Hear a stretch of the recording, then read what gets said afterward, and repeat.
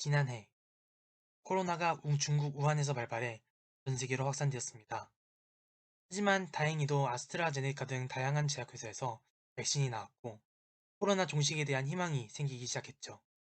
하지만 코로나와의 최전방에서는 노력하는 연구진들과 의료진들이 있었지만 동물들도 코로나 퇴치를 위해 노력했습니다. 코로나뿐만 아니라 우리 일상생활에서도 동물들은 많은 실험의 대상이 되곤 합니다.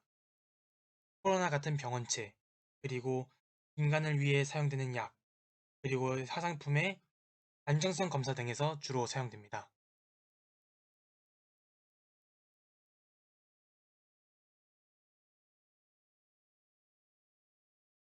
인류를 위해 동물이 사용되는 이 상황에 대해 오래전부터 많은 철학자들은 발생할 윤리적 문제에 대해 각자의 견해를 가지고 있었습니다.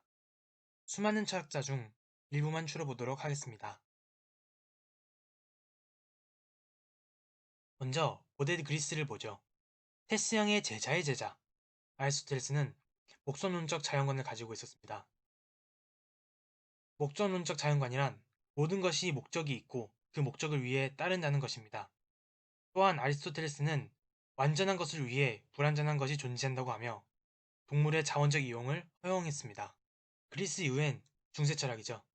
중세철학의 대표 철학자 토마스 아퀴나스는 아리스토텔레스의 자연관을 부분적으로 수용합니다.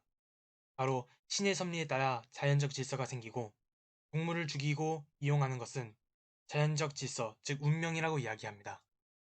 이후 펼쳐질 근대 철학의 대가, 우리에게는 나는 생각한다, 고로 존재한 자로 유명한 데카르트가 나옵니다. 우리는 이 결론을 통해서 동물과 인간의 차이점을 분석한 데카르트를 알 수 있는데요. 데카르트는 인간의 영혼과 동물의 영혼을 분류합니다. 인간의 영혼은 사유가 가능하지만 동물의 영혼은 사유를 하지 못하므로 따라서 동물은 기계와 다름없는 존재다 라고 얘기합니다. 물론 오늘날의 동물에 대한 가치관을 보자면 큰 저항을 마주치게 될 것 같죠? 독일 철학의 정수 칸트는 동물에게도 간접적 의무를 져야 한다고 주장합니다. 직접적 의무는 아니지만 동물을 학대하거나 잔인하게 대우하는 것은 인격에 좋지 않다고 보기 때문이죠. 이렇게 근대까지는 동물에 대한 인식이 그렇게 관대하진 않았습니다. 이를 깨고 등장한 규칙공리주의자 싱어는 쾌고 감수 능력을 가진 동물을 도덕적으로 고려해야 한다고 주장합니다. 이러면서 종차별주의에도 반대를 합니다. 이렇게 현대에 들어서면서 동물에 대한 인식이 달라짐을 알 수 있습니다. 싱어랑 비슷한 입장에서 동물을 바라본 톰 레거는 한 살 이상의 포유류를 삶의 주체로 표현했습니다. 그는 삶의 주체에 대해서는 수단이 아닌 목적으로 대우해줘야 한다고 주장합니다. 우리가 사랑하는 반려묘와 반려견은 삶의 주체로서 고려돼야 한다는 것이죠.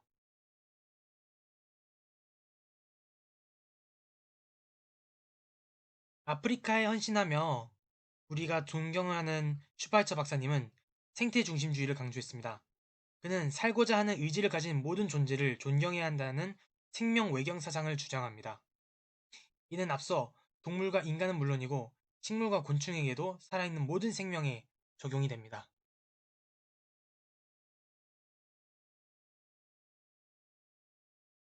생태 중심주의자인 알도 레오폴드는 대지윤리를 주장하였습니다.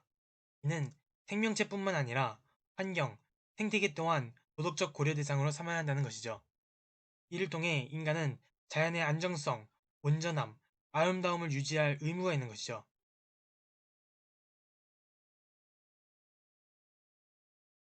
이렇게 오늘 우리는 동물부터 생태계, 환경, 생명에 대한 철학자들의 견해를 알아보았습니다.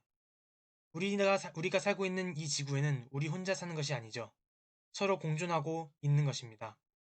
앞서 말한 철학자들은 우리가 살아갈 환경에 대해 생각해보고 이와 공존하는 삶을 위해 노력하고 있습니다. 마지막으로 알베르토 슈바이처 박사님의 말을 남기며 문이과 통합의 닥터였습니다.